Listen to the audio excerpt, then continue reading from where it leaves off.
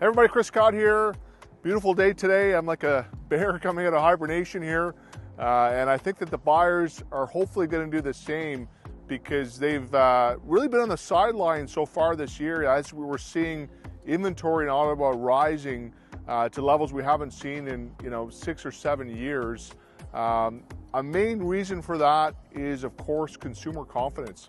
A lot of news, negative news about tariffs and a lot of people worried about the future and how those are going to affect our economy. So buyers sometimes don't want to make big decisions unless they absolutely have to move or they're coming for relocation or what the case might be.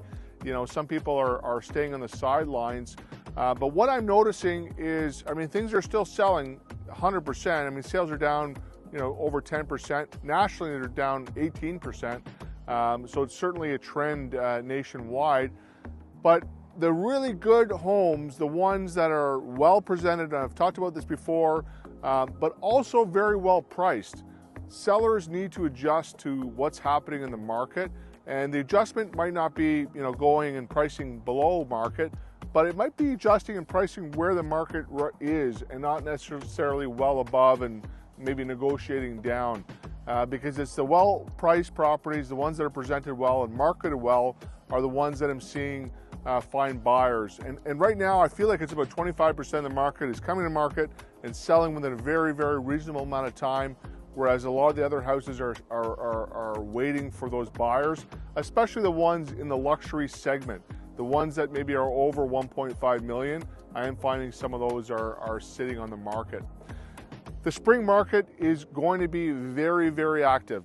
I know there's going to be more inventory this year than in years past. It's a good opportunity for your buyer to maybe strike while you have some choice and not as much competition. Because if those rates come down lower or there's a big deal made where the tariffs are lifted, I think the market is going to change dramatically. And for sellers, prices have remained stable. So for sellers, if you're looking to sell, this might not be a bad time because the market is still good.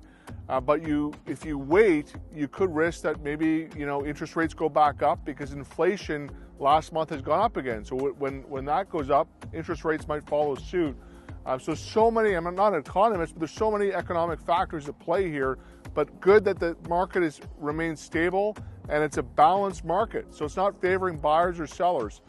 So it's going to be really interesting to see on the next update because there's so much that's going to happen in the next month or so that I'll be able to give you a better indication of how these properties are being absorbed into the market.